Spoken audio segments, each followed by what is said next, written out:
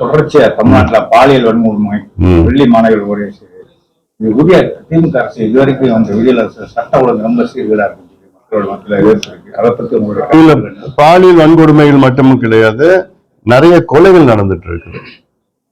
இப்போ கடந்த ஒரு 2 மாதத்திற்கு முன்பு அந்த ஒரு மாதத்துல 150 கொலைகள் நடந்தது. இப்போ கடந்த வாரம் பார்த்தீங்கன்னா 8 பேர் ஒரே நாள்ல கொலை செய்யப்பட்டார்கள்.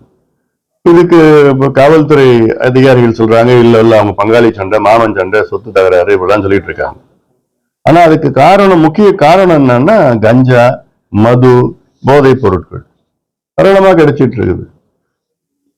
பள்ளிக்கூடத்துக்கு வெளியில நீங்க எந்த பள்ளிக்கூடத்துக்கு போனாலும் வெளியில போதைப் பொருள் கிடைக்குது. இப்ப அந்த கூல் லிப்னு ஒண்ணு இருக்குது, அதுல இப்போ நீதிபதியே சொல்லியிருக்கிறாங்க அது ஏன் தடை பண்ணக்கூடாதுன்னு சொல்லிட்டு.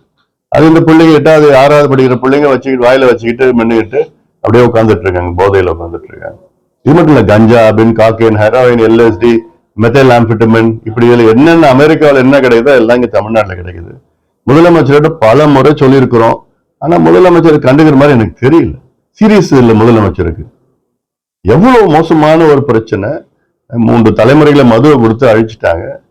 அடுத்த தலைமுறையாவது காப்பாற்றணும் நாங்க போராடிட்டு வரோம். எத்தனையோ ஆர்ப்பாட்டம் பண்ணோம், போராட்டம் பண்ணோம்.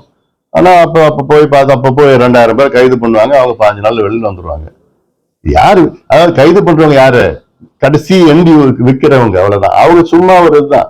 அது யார் எங்க இருந்து வந்தது, யார் கொடுக்குறா, என்ன பண்றா? நார்கோட்டிக் பியூரோ ஆஃப் இந்தியா என்ன சொல்றாங்கன்னா, தமிழ்நாடு போதைப் பொருட்களுக்கு டிரான்சிட் பாயிண்ட்னு சொல்றாங்க. டிரான்சிட் பாயிண்ட்னா இன்டர்நேஷனல் டிரான்சிட் பாயிண்ட்.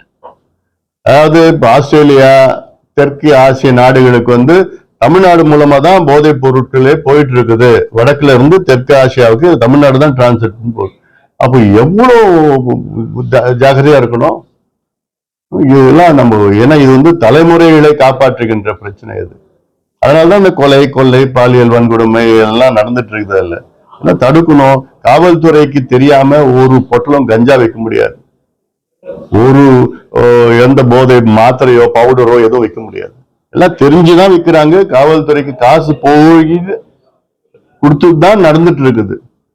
ஆனா முதலமைச்சர் கீழே காவல்துறை முதலமைச்சர் நானும் பல நேரடியா பாக்குறப்ப 3 முறை சொல்லியிருக்கிறேன், எப்படியாவது காப்பாத்துங்க, இளைஞர்களை காப்பாத்துங்கன்னா.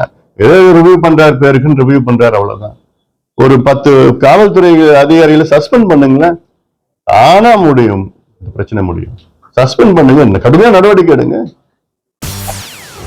செய்திகளை உடனுக்குடன் தெரிந்து கொள்ள உடனே சப்ஸ்கிரைப் பண்ணுங்க.